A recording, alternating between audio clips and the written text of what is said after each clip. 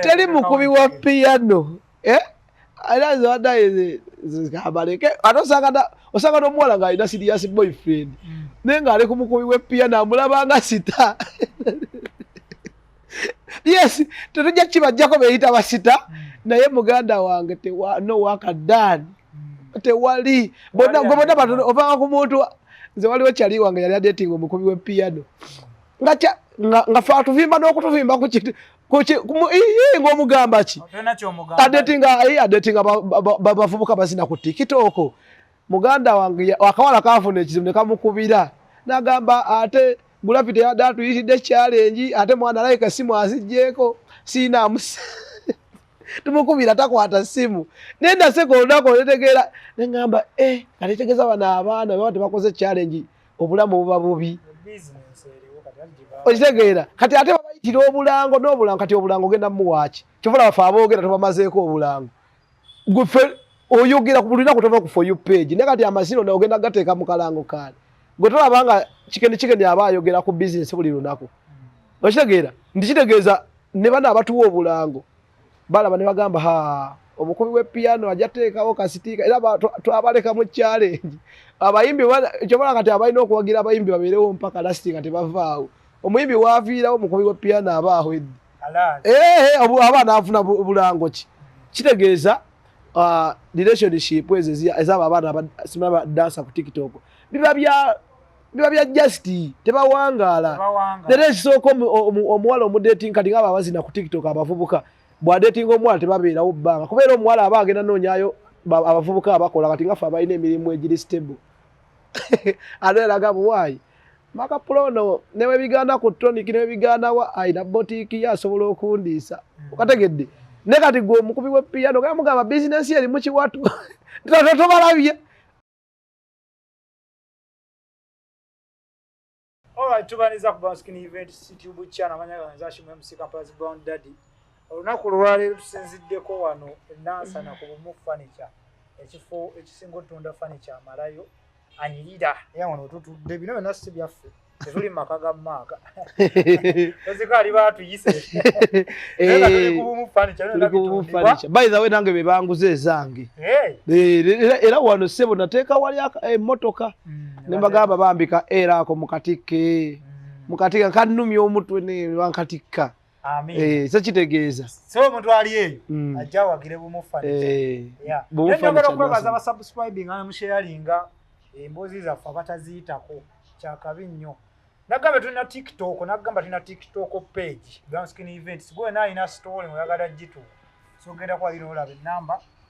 Na textinga ko bano tukubirako. Era ntufuna embozi yo. Wabula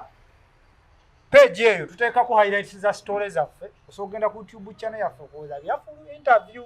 temwerabira. Makapulo kwanirize soko obuze ku bantu zeeko nnyo. Abantu ba Brown Event bakabi. Just no ngenda nenda bawo ku TikTok.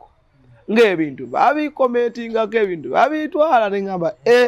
omukutu nga bagulaba. So bambi mweyongere ogusubscribingako ne ku channel yago ya YouTube. Bw'obeera ku TikTok geno omalayo story eri. So abali ku Brown Skin mugamba mutya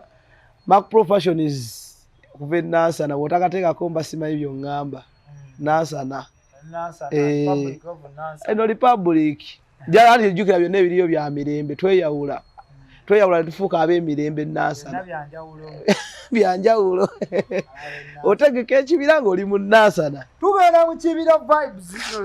activation zatandise dda twabanga nga omusajja ali kuno yali wano okategedde so tulimu so ekibira kuzomwezi 18 December kibulayo ennaku 6 just 1 week to go go ina tanafuna ticket atanaba kubookinga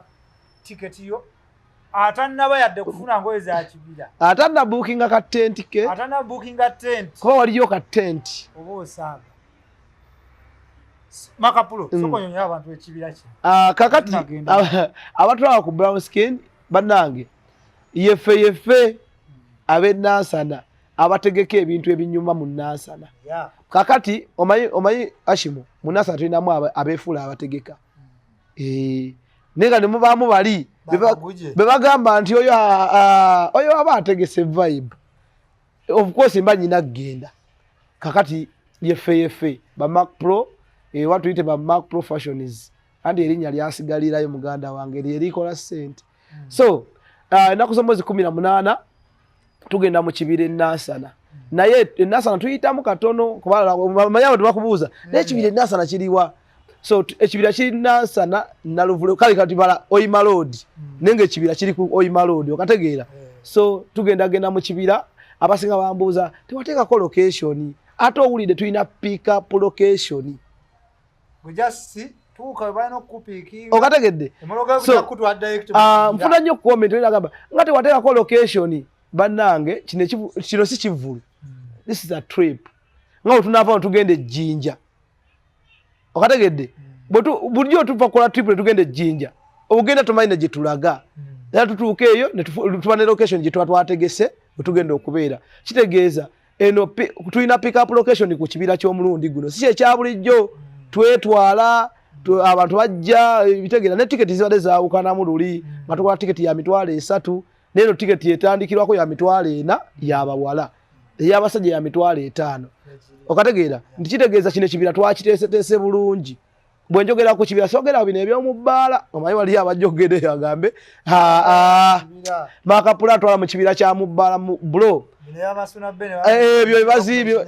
kati ffe tugenda eri gye batema emiti ne bagyeta mu bbaala mwe tugenda okubeera omwo tuteekeyo sound kati mu byokulya jangu nga ne oba ozze enjala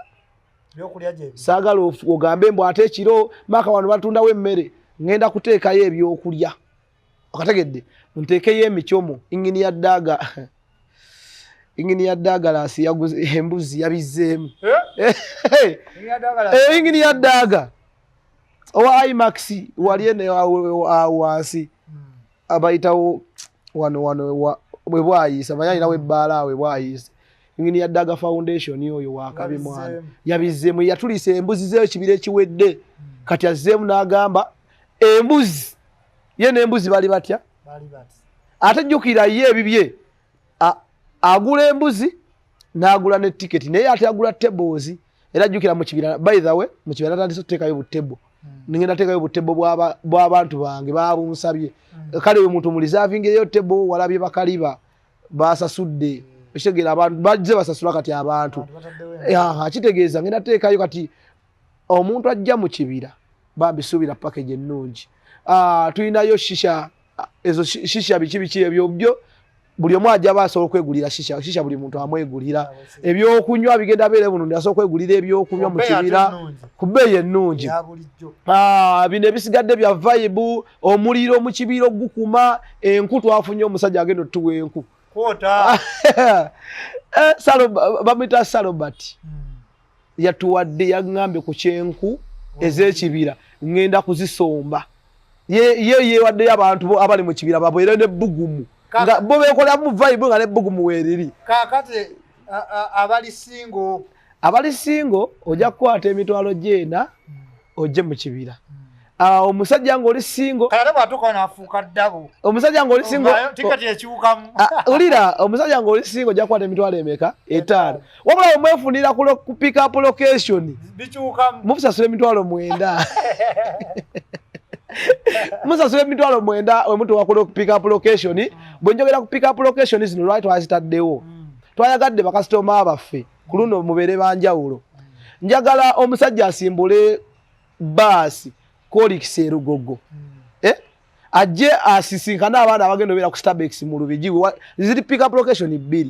wagenda bawe yolikisa erugogo awo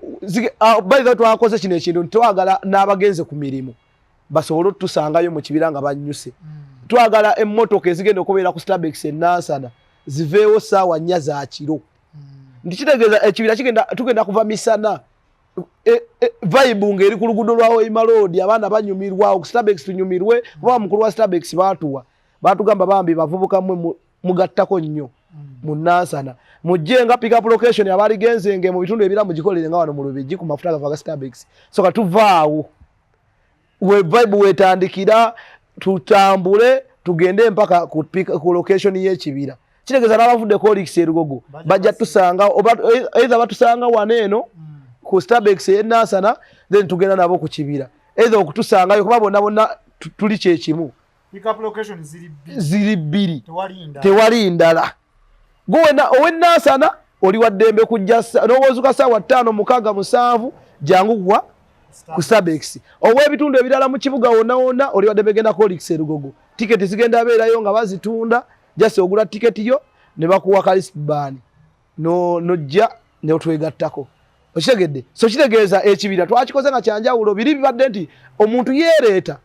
kati n'akalala waliwo akalala ke baagala omumanya ku kibira waliwo abagamba balina emmotoka zaabwe ezaki ez'obuyonjo nga bagamba maaka kakati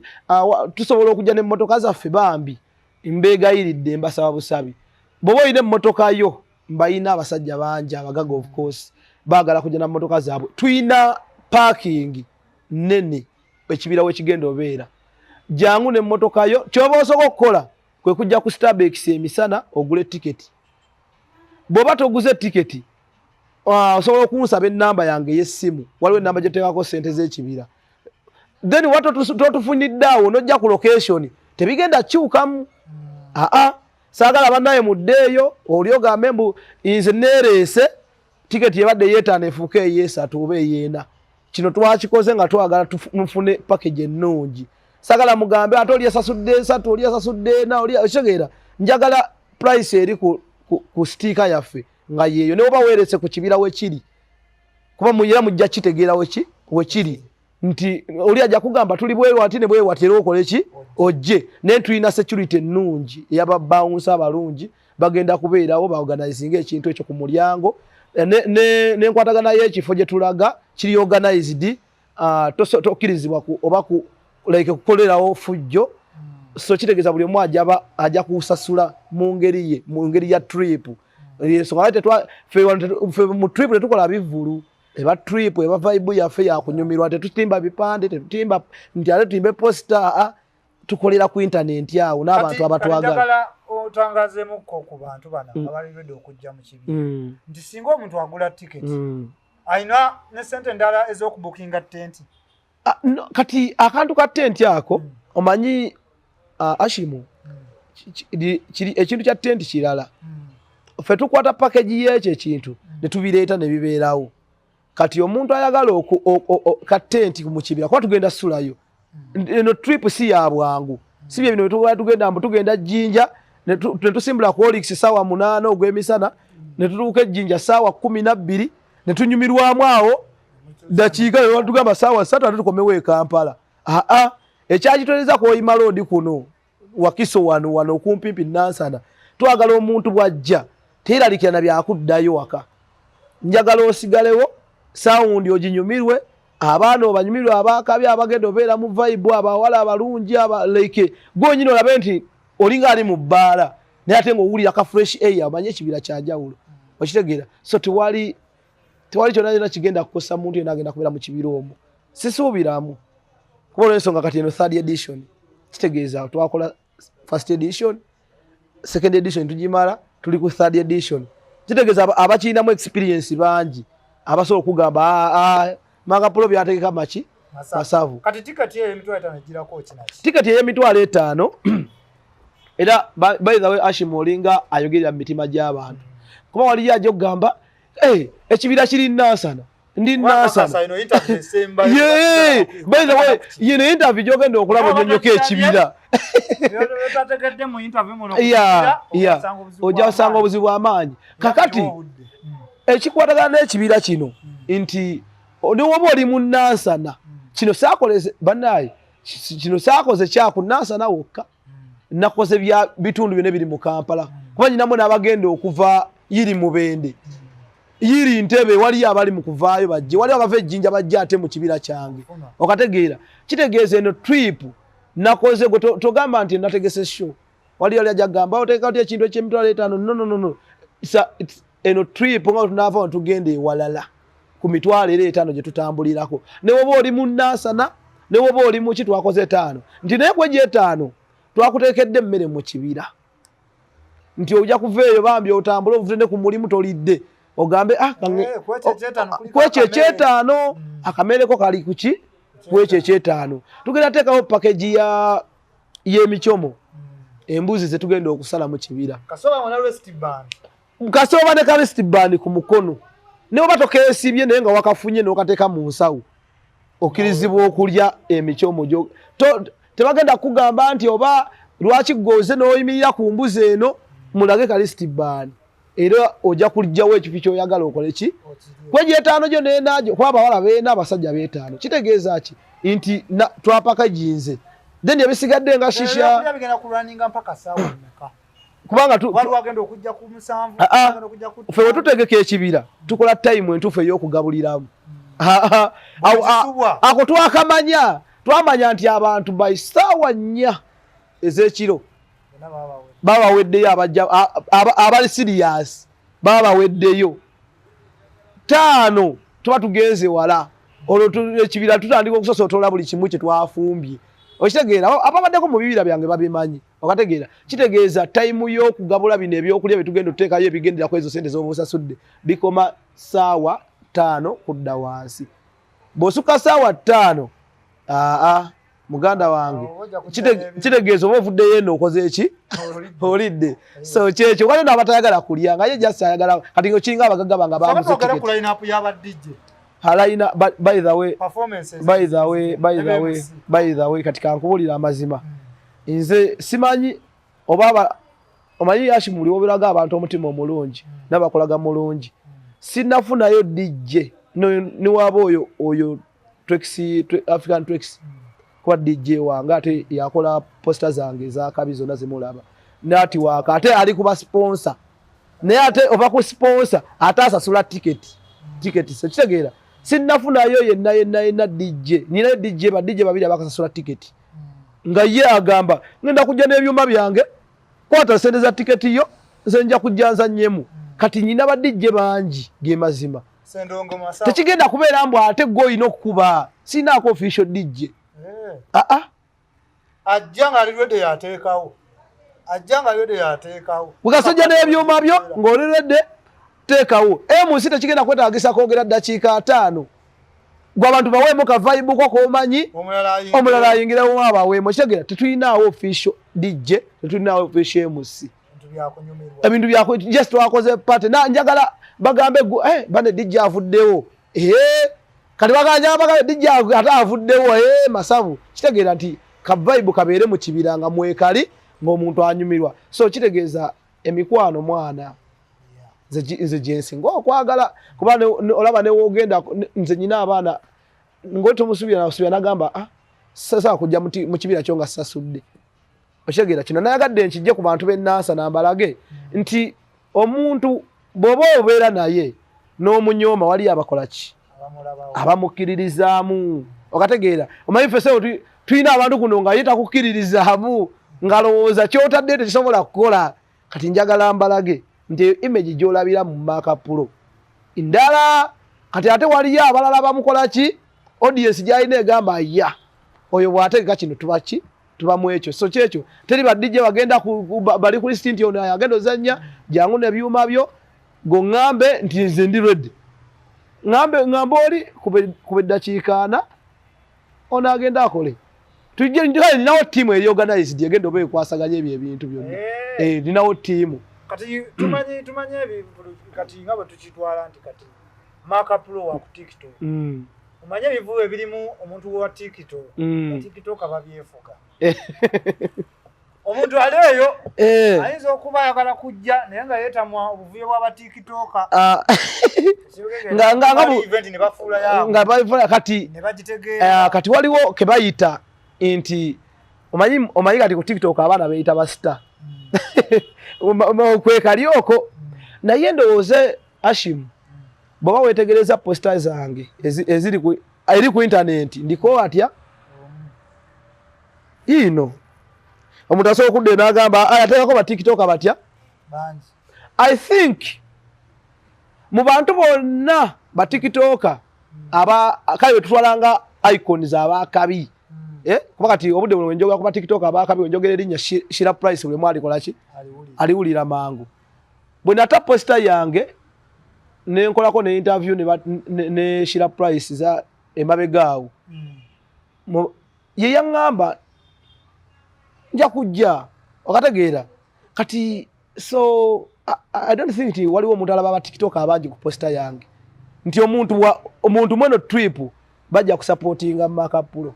omanyi lwaki nze saagala kolagana n'aba TikTok abasinga abangi baagala kwefuula baakabi nti ajja ayingire trip yo tasasudde amaleka abantu emirembe you understand ife tukoze nze mbadde muneti z'aba TikTok abangi naye making sure bwe ntuka ku interest mbuuza basasula sente mmeka I pay oshagera mpeyinga my ticket okuyingira show y'omuntu teri show baddewo wano mu Uganda nga ya TikTok nga sinjisasudde ne okatika nkubuulira obudde buno waliyo n'omuyimbi atanampa yadde drop naye nga yakamaliza show nga nagenze nengula ticket si nekulunako lwasho neza mulesasula ticket era oyagera nti kyeki kyengamba sagala bano befuule nnyo abaakabi ku bantu bange leka abantu bange banyumire vibe yaabwe oba tozze obozze tekitukwatako okitegeera nti gwe okujjaako jangu ngoma yo ogenda sasula amushuwa teri TikTok agenda kujja mu trip yange bw'oba toyina ssente bireke bro tuyiriddewo abamikwano mingi omubiri ashimu abantu batikitoka tebasiima tebajjukira batikitoka bonna balaba buli omu waakabi kati ye ayagala jjalaga obwakabi bwobwo mu ekyo kyatakoleredde okitegeera so kati njagala effort eyo nze gyenkozesa okuteeka kwawe nange bino ndi mu kuteekamu okategeera ate ojje n'abantu bataano yensonga lwaki tolabako bayimbi era abayimbi bonna bendinako bonna ba surprise naye okujjako nyinako akaana kange njagala nnyo kayimbe ekidigidde kijagala oyo ako okategedde ka Ecostar big up on yourself waliwo n'omulala bamuyita Mimi Kampala by the way nga tuna bagenda wala munzikirize bannaye congratulating MC Brivion MC minister yakuba shokoka yali asekasiki omanyi ye generation yaffe walai gayo oyo okategedde challenge mubayi musi mwana muto very talented very hard working yatulaze nti ayina industry yagikozeemu okategedde yagiyingidde ofu kati ye image yaffe nti batugaya niye ate nga tulina bye ki nti kati Bravion bajadde bamubalo bamulabanga ne twamuyiriddewo omubiri sasobola kitegeera maximum respect Bravion MC kyo so kiri kye mbadde gamba nti abayimbi sagala wetwalenga mbuli TikTok ojjo otya muveeyo ze n'abantu 6 bayitewo mu trip yange tebigenda abaawo totawaana kujja kale manya nti nkugobye kuba njagala naawe okole show ompite ngane kujja kugula ticket kuba sigana akogula ticket okategedde so muleme bambi mu trip yange bobanga oli TikTok ngomanyi oli chali wange jango mpagire ne njagala nebazeeko ba TikTok mwana abamu waliwo ba TikTok abafe mwana nga Deno waliwo Asha Shoots waliwo Johannes omuyimbi oyo mwana asamba omupiira Johannes mwana respect Johannes waliwo coach Timo ababana mwana balina one love those guys mwana muli mu TikTok wa football FC ne mwana muina one love eyaddala mwana wallahi muina one love eyaddala ababana I don't know oba bali mu TikTok FC ne guy bali supportive mwana Deno ngawe bali balina simanyi ba group yabwe yemu naye like buli wenkola ekintu kyonna babeerawo era nali ne Deno lina ngamba mwana mbadde nsuwa ekibira naye kino sigenda kisuwa n'omusajja munakasajja kala kachikene bambi kankubirako ne kagamba ekibira nkiraba ate jwa buli bwenkikubuli mbikola byonna bajja ne babeerawo so n'abalala ba TikTok ngoli chali wange oli waddembe kunkubirako kasimu nongulako tiketi nojja naye bambi ebyokujja mbu goli star awo je mu kibi mu trip ya Makapulo bambi bireke tunesanga mu party tu wallahi akokonka bagambye ate simu bubi nyiga kuba sina gwengenda kwetondera kati kankubule tewetonderanga muntu atakuliisa iya nze mbabuulira nnyo amazima kubanga bwanga tokerako muno omugamba oli kati mubwasitaabo ku TikTok ambambi mpayo ekyataano nekolere kino mulimu n'abakusuubiza n'atakuwa kati ogenda mukolera kyogera zimujja mu nsawo kati kole ebyaffe ebyaddala okategedde so ekibira bwe kito bwe kigenda obeera akataleka ku kibira bakeere kolikisa erugogo mubeerewo tebakulimba nti emmotoka zigenda ogenda tuka bagabe emmotoka ziweddewo ekyo olunaku lw'okuna luno teba n'omu akulimba nti ate emmotoka esimbudde nga bino tugenda ejjinja ne bagamba zabageze dda teba n'omu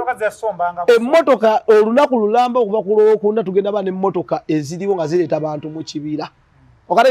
ku Starbex enaasana ne kolikisa erugogo kitegeeza g'oli waddembe kujja mu ssaawa 5 6 7 naye nga womanyi nti kati abaana beno abaana ba trip bayiga mu ssaawa 5 6 babeera already vibe etandise okukwata we tuba tugenda osimbulira kitegeeza waliwo abanyumira vibe awo tusimbulira awo bambi mukeere mpaka kiro ssaawa 4 kitegeeza ekibira tugenda sulayo tetugenda kuvaayo tuvaayo nkeera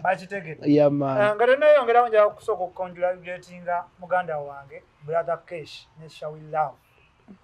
basi abantu bano nno kapo ya internet najishazaako kona bawelcominze baby bambi brother Kesh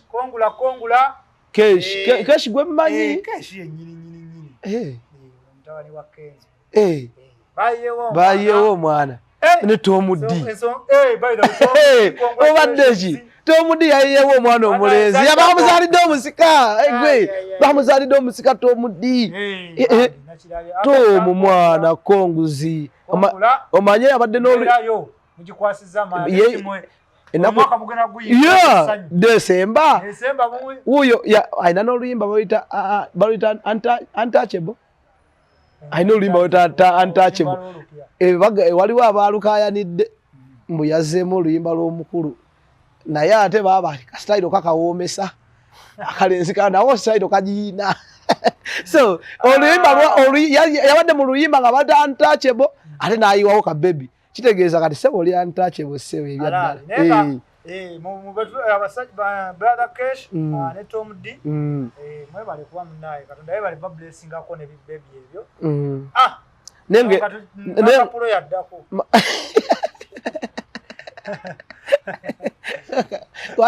wali bitadde mu katale kikasebo naye nga tiketi zino zitundibwa tiketi z'ekibira bannange weeziri ago wenna ayagala tiketi zino ngenda kwogerako tiketi zino bazisanga ayagala tiketi zino ogenda kukwata emitwalo 5 okuva olwaleero wolabye interview eno ogende ku botiki ya Mark Professionals enansana eri opposite Opportunity Bank bwoba tonsanze waliwo omukozi akuguze tiketi eno tiketi bw'ogigula beera na tiketi yo listband tujja kakuweerako wali ku pick up location kitegeeza kano ke kagenda okuyingiza trip yaffe so kitegeeza ku Mark Professionals ne ku taxi ba and with yazina and with events yazina bamumanyi tukola naye trip waliwo ku Hollers Whiskey eri ebbala eri wali wansi waliwo Cats Promotion yazina ne Toti bali awo bakwasaganya vibe awo mani omusajja oyo wa Manchester oyo we bali awo timu weri then ku Power King tuinayo DJ Kelvin yakwasaganyiza ogutundu gwa Power King eyo abaniba manager azija wagambye ogenda kugula ticket bana by the way kanebaze ku bantu abaguze ticket kati tunavaawo ngenda kwebaza omusajja owakabi Don Marcos yavaayo n'agula ticket ya 5 n'azigulira abaana abachakaze abali mu tonic era ticket zonna baazigaba mu tonic kitegeeza buli mwana alina ticket avunaanyizibwa okujja mu kibira nti ye alina ticket eri bakola ki baagigula dda kitegeeza twebazeeyawo waliyo Daga yagula ticket Liberty Phones oyo guy bambi owakabi buli night yanga supportinga yagulayo tickets twebazeeyo King of Prots yagulayo ticket twebazeeyo manager Carlos yagulayo ticket twebazeeyo Seri Massage ba sponsors bafa abakabi yani awagenda bera press conference ya next week ku Monday bagula tickets twebazeeyo Kaliba Blood Kaliba oli muka Kaliba abantu nakulabyawo nga ngupostinze baagala kujja mwene box bagenda kujja naye mu byaddala bw'oyagala omuntu oba omwagade simanyi oba nzeze kagoyagala kuba kye nalabye mu comment zonna abantu bakuwaana kuba na mutima mulungi. Kaliba yangulako tiketi za miliyoni namba. Kaliba wala you appreciate it. Nebaza nnyo na buli muntu ali mu kukola kino Royal Jeff wamulabye yangambye of course buli kimu agenda kiyandolinga mu ngeri ya njawulo. Ndabye ba Joystar Fashions yangambye next week mpitaamu. Ndabye na buli muntu ng'oli eyo ng'owulira Makapolo wali yagadde atuukeko ewuwo ku business yo mukweno trip oba tukoleyeko video ez'okushininga nawe obeere wegate ku trip yaffe tulange business bambi nkubira akasimu kange. Akasimu ako kaliko enamba yange eri ku post eyo ey'ekibira. Ginoonyeeko nkubira bambi nzije. Sijjako wakwebaza Tonic. Management ya Tonic bagenda ku supportinga ne tickets. Management ya Tonic mwana. I respect you. Mwebale nnyo kunjagala mwebale kubanga munzizaamu amaanyi. N'ekiganyo kyonna tubanga tukisolovinga. Tonic muli bakabi ere bala yaffe mwana. Night zaffe zigenda mu maaso. Power King Kasubi manager Jonah Electronics boss man wabikoze buli kimu angambe kigenda ba masavu ku trip yango ogenda bikwasa na buli muntu kubaze mwana nyine mikwano mingi bweso nze Ashimu ngana kumenyedde emikwano sajimalayo nyina abantu abandiko wano nga buli omu ayagala kino ekitegeera ba Net Park Properties nyina baddeno bali eyo bona aba properties bali eyo bona buli omu agamba ono gwe tugenda okusupportinga 18 kategeera kati so simanyi mwana simanyi bawosti bange bakosti bayinkola nabo bonna batandise okugula tiketi mwana muli bakabi timu ya Tasha Badi mwena abatambula ne Tasha Puki buli mwana bali awo banji bamango bali awo bonna buli omu ekitegeera buli omu agamba tugenda tujja era ne tiketi batandise zigula bambi bashivani buli bakosti ba DJ ba MC mwana muli bakabi chakabi nnyo sisi muje tambuliramu ya ndongo era wona bayo muyimbi angulako tiketi kino kibagamba nja mwogerako era nja mwebaza nefo nawe chokola bazina bagambe ekintu eki omuyimbi nkolera atya Palaso kuba Palaso yampa go ahead nti newe wabawo ekiganye mukubira akasimu ne mugamba anko nganda bawane ekibira omusajja abadde aleeta entabo y'omuceere agugaanidde ku mitwalo 5 agenda gamba some namba kwenteeka okategeera naye bano abayimbi abayayaana maka mpaamu nnyimbe kola booti nange music yawe mutwale wano ne bw'omukubira ng'oli mu kizibu ndowooza sefu obudde buno Royal Jeff yabavuddemu Royal Jeff ate nno yo mugagga kuba yeesina muyimbi yetabya anyumirwa bulamu bwe ye yaŋŋamba eka agenda kugulayo tiketi. So mwana abayimbi mukyuse ku mpisa mulabe abantu ababalaningire no wansi kuba omuyimbi akubira gamba music wange azanye mu night yo naye wotuuka womwetaagira buladi talabikako ya ekyo kintu nakakiraba ku bantu babiri abasobola okuweererawo Tomuddi omumanyi Tomuddi Uganda waddala oyo guy ne Uncle Palaso respect ya man ya nakati natudo kumbozi nyinyi zwale zitambula ku internet twalabe like gundi twalabe aba mikolo mingi awaliwo emikolo mingi egyali kitambula mikolo gibadde mingi ku TikTok kalo natongo bakyadde Chosen Becky negwe Chosen Becky sogoleke Chosen Becky Chosen Becky wanaye Ashimu Chosen Becky chichi nziba mbagamba nziba mbagamba Chosen Becky oli mulala naye munnaye nalabye Dictator Amil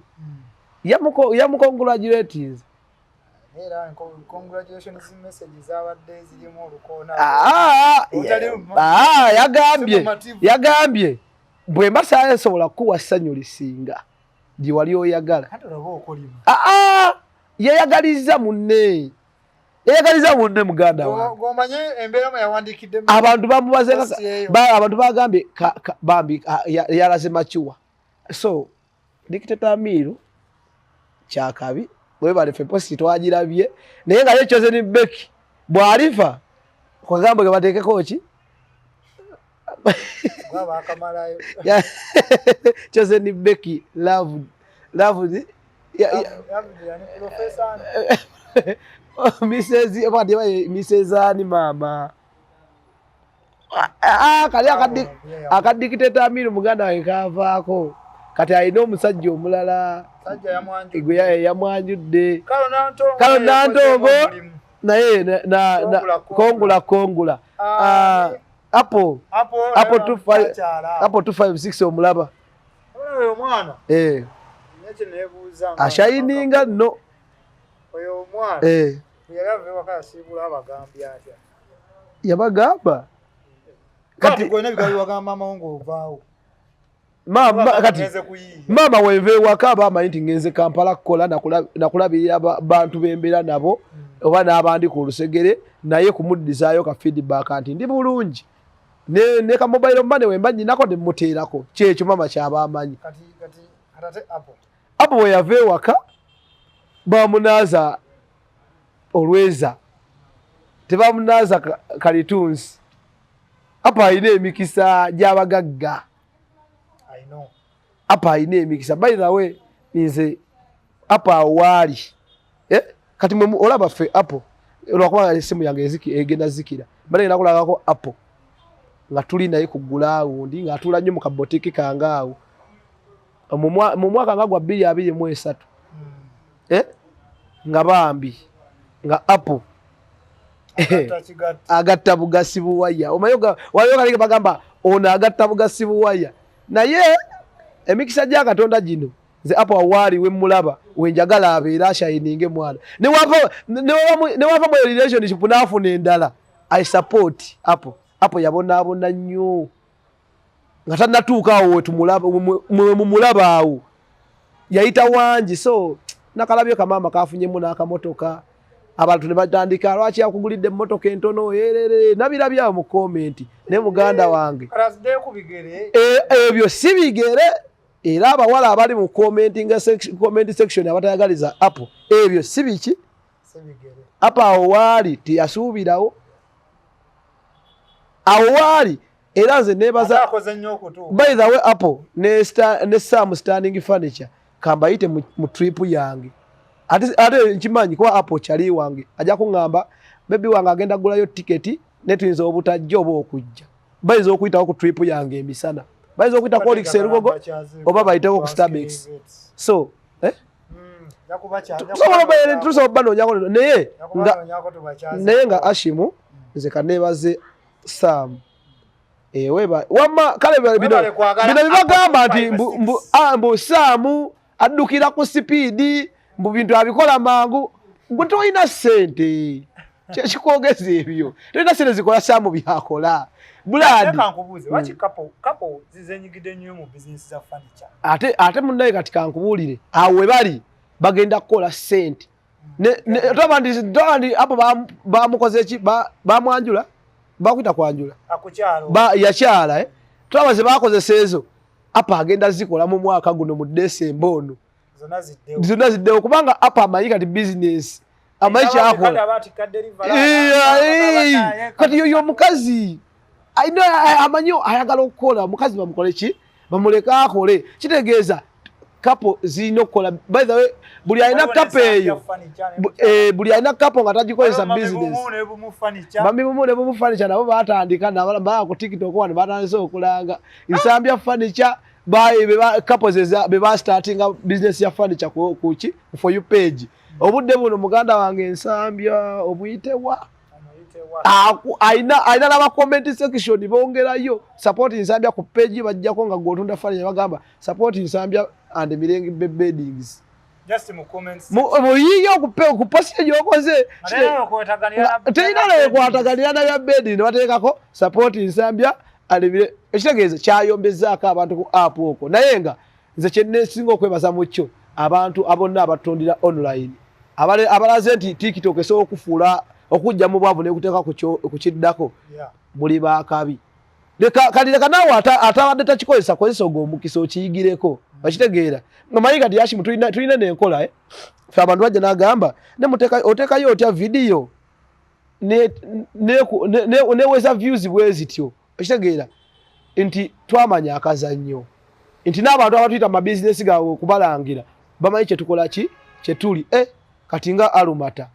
yampa contract endala wagitegeera Alumata recruitment agency eri kireka wali kasokosolo litwala bana ku kyeyo Alumata eyo yali zezimu ku company ezajja nga zimanyi internet era kyovola ba Alumata osanga wa abaana nga bangi nga batudde naye nga sidwaki nti bateekamu ssente ne bagamba kati Mark Pro abere influencer waffe tujja musasulwangayo salary bwati contract ya myaka 2 jangu tukole kino kubanga abakimanyi nti Mark Pro na audience gyatunuza nekola kitegeeza wali amakampani amala galina okuyigira ku Alumata nabo batandika okipushinga kitegeeza omuntu akolera online wano kati aba Alumata baabuuka kati bana bafanicha betula bakuneeno baabuuka babaye kye baagala nze ngenda kati ntuka ku Alumata bosi n'agamba Mark Pro yakaliruya nagenda n'agula tiketi ya meka 2 kwetaneta zibasene meka tiketi ya 2 kwetaneta 50 times 20 zibanga tiketi kati bala tiketi 5 mijibe emitwalo 25 nendala 5 emitwalo 25 sike za 5 ndwalo nga 5 kati yagula tiketi za kadi okategedde baba support milioni jesi nenga internet ti yatugatta Mark Pro wano wemba mutadde wano ku Alumata wano tuzaako ki kitegeera tibe basajja abategeera internet video emungo gikoze ekwata kwa Alumata genda gwembe ejinja wava abaana bagende Saudi kati yekyo kyabala kati goberawo ne company ye kutuliridde ba Mark Pro bakola tobalaba ba influencers abalaba bakola go tobalaba kitegeeza totegedde digital marketing eri wano wetuli okategeera kati abafanisha ne balaba nga bangi ku internet bategedde nti lwaki nsambye atunda ebitanda buli kaseera lwaki entebeze zivaawo buli kaseera lwaki mumufanicha okuva yakolamu ne Mark Pro abantu emmotoka zibeera wali nga ziparkinze batikka ebintu bitambula audience ya Mark Pro internet ene egenda wala so furniture nze kyemukola kyakabi nsiima kuba mulaze ne price entuufu ey'ebintu luli wabeerangawo nga tomanyi price ya ntebe eno nojja nga wagitidde naye omwana agiteekayo n'agamba ku kakadde kamu n'ekitundu eno entebe ogitwala mu makaago nga wali tokisuubira ng'omanyi bagiseera okitegeera kati so bambi bagende mu maaso Apple 256 ne Sam Standing Furniture muli baakabi nammwe mugende mu maaso kuba temwakiyingidde eyo kati kapo naye etunda furniture neze nja kusaba Apple awaba umulira simu bubi jumanyi kaliwo ngambire ko ashume musaga ambya awumule naye tukirize omwana relationship we munyiga aveewo we munyiga naye akwasimuwagira kuvaawo naye webamuyisa obubi oyo muganda waffe wawano ayita ku luno oluguudo lw'ennansana omanyi muntu ayita ku luguudo lw'ennansana tumuwa ekitiibwa wano ku gulawundi wokirirako eri emmanga gye bakyala wonna bitundu byaffe byeno ku Oima Road so apo tukwagaza kisinga nze ngaze Hashim agamba ate awo bowummulira nze wamma wowulirira emirembe mubambi tokkiriza miggo yabali banaye oluvannyuma lwa Davia okulekawo Frank Ivan twagenze okulaba yagisitudde n'agizze wa Daviki ani ogai dancer Daviki olugambo walugjeewo ate bagambye omwana yadetinga bedetinga ne gagamba nti Davish obudde buno yadetinga Davia naye nze kyemmanyi kale kino kintu kyogerako kimaka batulabye yave wa Frank esonga tezategerekeka lwaki yavudde wa Frank naye kati kamba buulye buli kapa eri ku TikTok ekonga like eweddewo wabaawo ensonga oluusi teziba na nnene nno nnyo kubeera oba kati tugeze kati ffe zinalimbaddeko mu ka relationship ka internet ako naye nga like we don't post ourselves naye nga obeera n'omuwala kale yena ina numbers nga relationship ya internet yekula videos like ine engeri gyekulamu omwana waba talina numbers naye wabawo abawala nga tebannasalawo like oli naye naye ng'era abeera mu inbox babeera mu chats n'abavubuka ate abali ku TikTok okitegeera sometimes mwe bakolera ensobi kati ate ffe jjukira ffe kati ffe omukazi yenayina nga takuwa ssente nga gwe okola kyonna ky'olina okukola okulaba ng'omukazi like anyumirwa kale girlfriend anyumirwa kale ne waba alinamu ssente ze neffe turespectinga nnyo ssente zaffe nti tuzibonaabonera tukola tetubba nzibe okitegeera ababba enzibe kale abalina ez'obwangu gye bali eyo naye laba feeke nti era ojja mugwamu awo asooka akuweeyo ekinaana akuweeyo ataano akuweeyo akakadde naye wansi kaamala okukola ati kakwata ku ndingiso bw'ati yali akuba essimu nga takyakuba naye sema ofuna kati ffe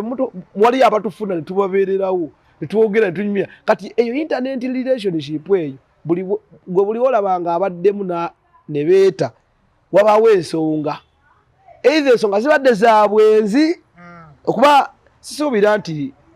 Davia yava mu kubo n'atafulanga oba ne Frank n'ava mu kubo n'atawe waliwo ensonga awo okitegeera ate ng'era kale yava ku balenzi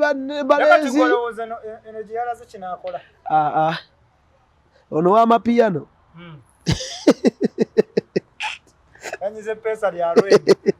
Brad kati wulira Daviki Jairo oba Jairo oyo ateeka akakofiira ne yeebikka mwana wa wano ku katundu w'ennansana sijja kwogera nga mwekwekerera simanyi oba bituufu bedeetinga naye bwe baba bedeetinga eyo si relationship bali mu kukolamu bukozi vidiyo bali mu kutredinga mukati kankubuulire teri mukubi w'amapiyano awangaaza mukazi example zimanyi zenyina kyali wange kachali kange manyi mwana olaba relationship z'oku internet zino waliwo omwana gwesinga kale kati kambabulira amazima abantu ebimu bagenda ne bagamba makapoto yagala ba TikTok abamu toyagala abantu seba abamapiyano omaye abamapiyano bakisiba wa respect nnyo bali betwa balawanga basita kati bajja ne bamanyira banaaba wala okategeera kati just omuntu gwe nali njagala abire mu relationship entuufu gwe kale TikTok oyo mwagala nnyo ali ambo ali ambo embeera ze audience simanyi oba wadde eri ata afuuka birala Richie 256 okamanyako Richie okuva we yayawukana ne Zaira kale kyannuma ng'omuntu kuba omulaba embeera ze ali ambo kale bambi nkagala nanyo bambi kasajja katwako naye kati bano abasigadde bano abasima abakobi b'amapiyano bazanyira kuba wala ba ku TikTok ekyasente kireke olese kyakyo yogera mazima gakyo akagenda okukubisa banno mu komenti agamazi kati kankubulire oyo amalira biseera talina kati teri mukubi wa piano era zewadaye zikabaleke osanga n'omuwala ng'alina serious boyfriend naye ng'ali ku mukubi w'epiano amulaba nga sita yes tetujja kibajjako beyita basita naye muganda wange no wakadani tewali bonna batono ovanga ku muntu nze waliwo kyali wange yali adetinga omukubi w'epiano nga fe atuvimba n'okutuvimba ng'omugamba ki adetinga bavubuka bazina ku TikTok muganda wange akawala kafuna ekizibu ne kamukubira n'agamba ate Gulafite yadde atuyitidde challenge ate mwana like simu azijjeko sina tumukubira takwata simu nenda sekonda netegeera ngamba kaletegeza bana abaana baba tebakoze challenge obulamu buba bubi okitegeera kati ate babayitira obulango n'obulango kati obulango genda muwaki kivula bafa aboogera tubamazeeko obulango gufe oyogera ku bulina kutova ku for you page ne kati amazino na ogenda gateeka mu kalango kale gotola banga chikeni aba ayogera ku business buli lunako okitegeera ndikitegeeza ne bana abatuwa obulango balaba ne bagamba ha omukubi we piano ajateekawo kasitika era twabaleka mu challenge abayimbi kyobala kati abalina okuwagira abayimbi babeerewo mpaka lasting ate bavaawo omuyimbi waaviirawo omukubi we piano abaaho eddi abaana afuna bulango ki kitegeeza relationship ezaba abaana simaba dansa ku TikTok biba bya just tebawangaala era ekisooka omuwala omudating kati nga abazina ku TikTok abavubuka bwa dating omuwala tebabeerawo bbanga kubeera omuwala aba agenda noonyaayo abavubuka abakola kati ngafe abalina emirimu egiri stable ate eraga muwaayi makapulono newe biganda ku tonic newe biganda wa aina botiki yasobola okundiisa okategedde ne kati gwe omukubi we piano kaya mugamba business eri mu kiwatu tobalabye totazinyete likulya webale nnyo kitegeera kati eyo si relationship eyo si na couple toddamu najjoogerako maŋŋaanye by the way kirala makapulo abawo olutalo lwazireemu ne lusiikuuka oluliwa lwakola kirwaggwa amaanyi olwa junior tamanyi mirundi junior naye tamala junior yeewulikana kwayomba n'abantu kati ate okyali ku lwa Shalom lubaddewo emabegawo nga baera balinoonya kwesiba ate mulabi yaguse ne sekadamu oli ali e Dubai balista negula yajjemu n'engoye n'ayambala dress ne beekuba ngenda kuvuma ngenda kutandika kuba kati ye bannaye anyway nze kyokka kyendaba kwaba abantu either nga batuzanyira ku mitwe bakola akakundi kaabwe kuba digo kyoba olina omumanya tebaggwako ntalo ate balina omuntu gwe basetting okulaba nga ali main balinga gwe yatankuula olutalo yatakwatagana ye junior bano abasigadde baba bakwatagana kati ye obalaba nga internet esiriseemu nga bagamba junior Frank Antambi musookozi okitegeera nti balaga nti tebakwatagana ate olugendo okuyawa wayitawo ebbanga tono nnyo nga tebali bonna nsengamba obezi entalo bazeesetingira okitegeera nti luli walaba ate junior takolagana gundi ate ogenda olaba bazeemu bali ku seti yemu batudde boogera ne gundi otegetegeera nti kati nze n'entalo zaabwe ffe zaatwemu okuteekako amaanyi nti batubeera awo tugambe luno olutalo baaba kyova olaba abaana ku TikTok babeeraawo nga bo baseka busesi kiriwa kubeera mu lutalo na full figure naye ate full figure asobola okuwala n'ebyaddala full figure y'omuntu atasobola okukola olutalo olwa ddala kati omuntu atasobola okukola olutalo lwa ddala kaliri puzzle either kuba kati liri puzzle waba avumye kati omuntu kwasobola ovuma ebya serious nga takolagana naye yaani awo kuba omulaba newalumba Bobi Wine asigala mu kali naye Wine bampaka sente sajja muyingira nnyo bwamuyingira nnyo nga abaana b'oku TikTok bamuwa nga daagusala ekitegeera kitegeeza tewali awo bano ba YouTube abo simanyeyo kati eyo gurupu ya Kasuku Ntambi Shalom Zubeda Tamale mirundi junior liri puzzle nani omulala Ntambi mogedde balinga balinga munana okujja nono omulwadde yalwadde Jayden eyo gurupu eriwo okutukolamu views na sente bo kasaba tankulayo olutalo nga zisituka kitegeera sirabawo olutalo awo either nga olutalo bo era tugenda kuddamu tubalabe bonna abantu basondedde Jayden omulwadde sente bamusiibudde mulwaliro wali nekyendabye Jayden y'omwana Uganda gwe yayagala manyi waliwo nze nsanga nnyo bali mukolera video ko manyi waliwo abantu abali mukola video nga oli agamba obulwadde mwabufudde business naye katanda sasula yadde obutwalo gwa sente naye fe abakwata essimu ku namba ze tuteekako ko tuyina like kyetugamba nti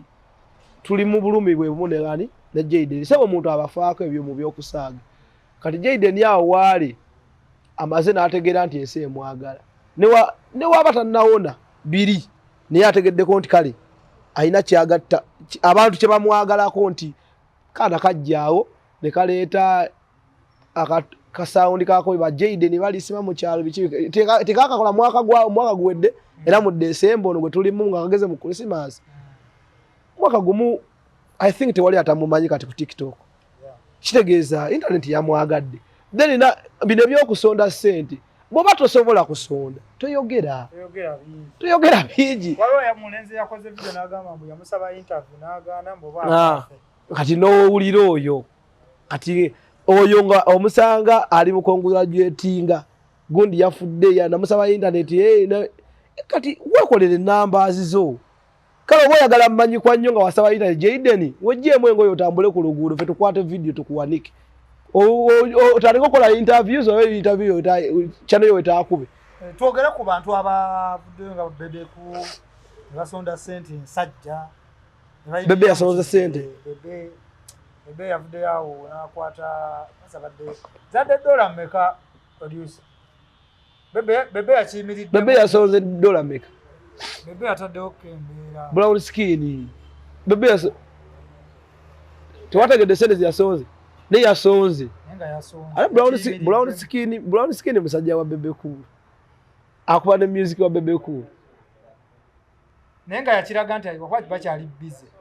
yakiraga yagamba ya promisinga nagamba ekiganjo nagenda kubeerawo nenga abantu abasinga basonzaawo bakasuku bamubeeredde badde akolanga nabo content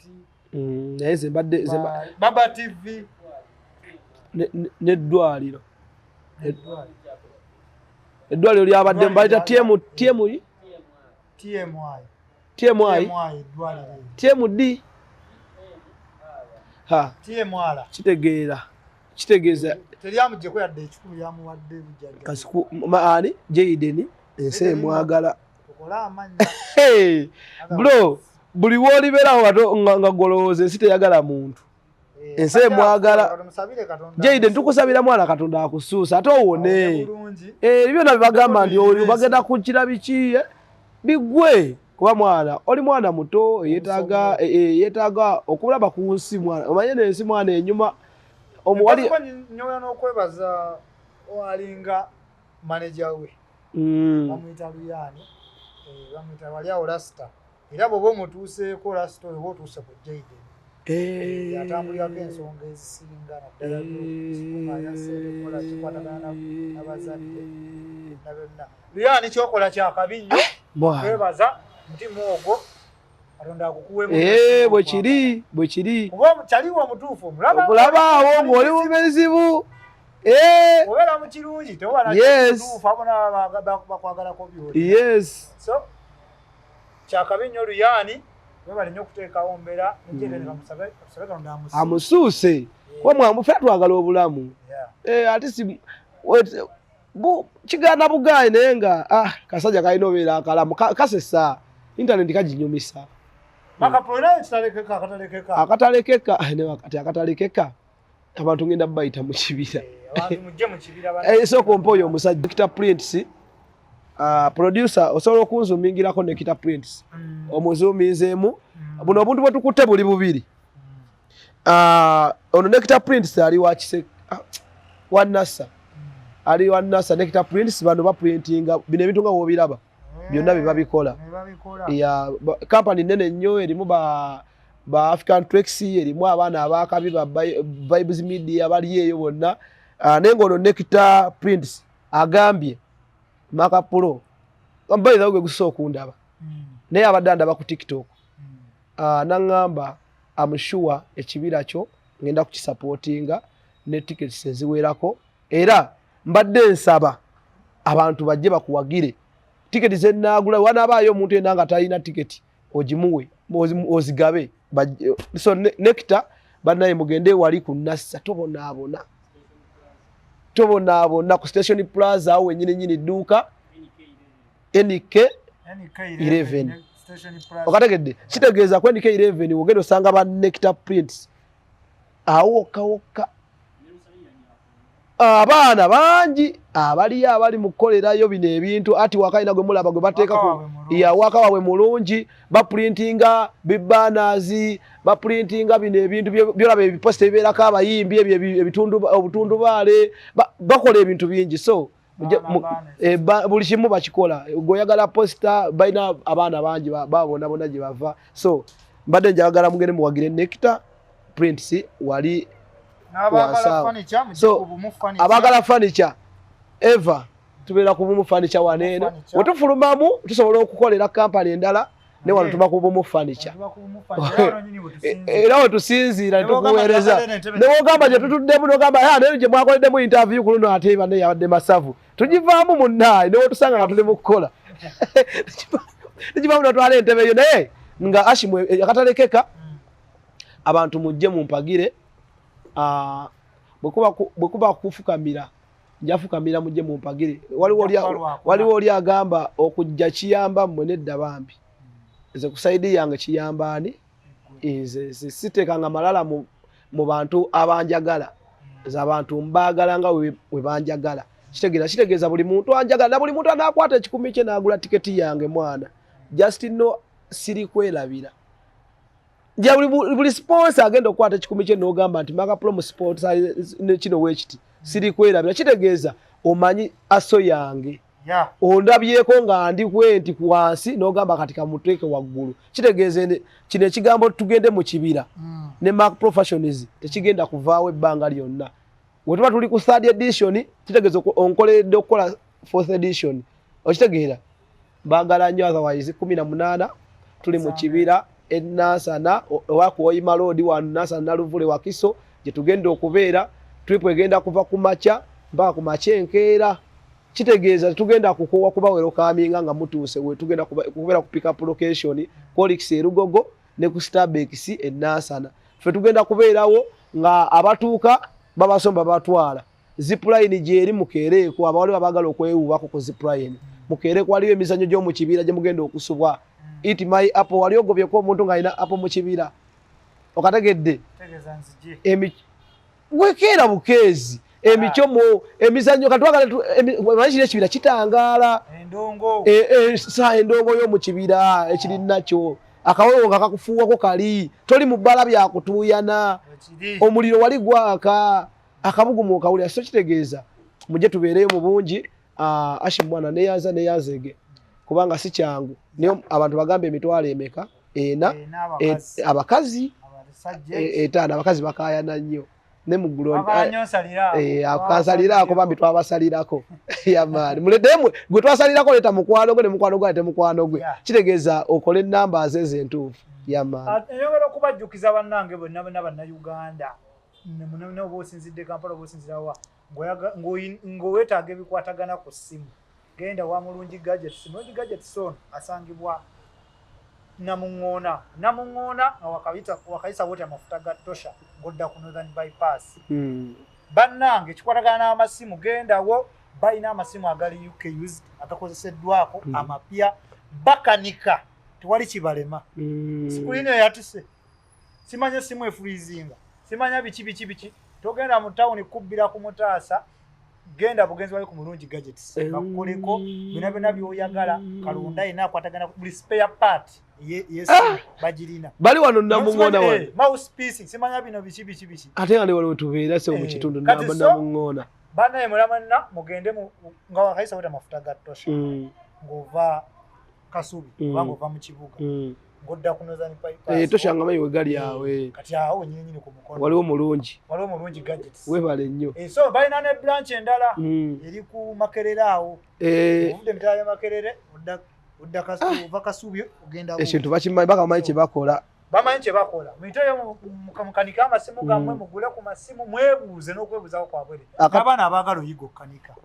aba bangi abaana bawumudde bamaze 4 bamaze 6 bajja kugenda babatanire akatalekeka Seri Massage asindikidde message naŋŋamba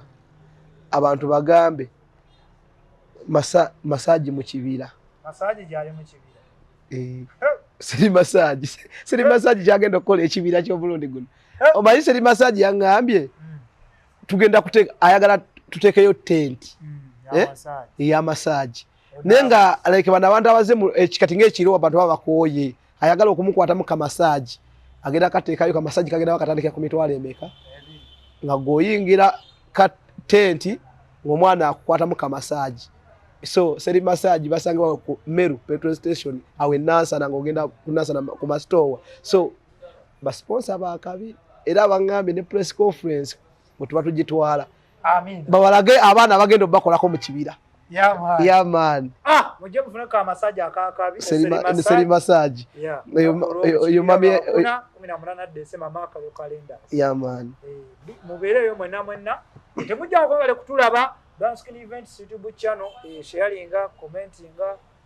liking, buli kimu ekikwatagana ku ebyo kikoleko. Otherwise tubagala nnyo bali kutuwabudde bwammwe bali kutwagala God bless you. Amina.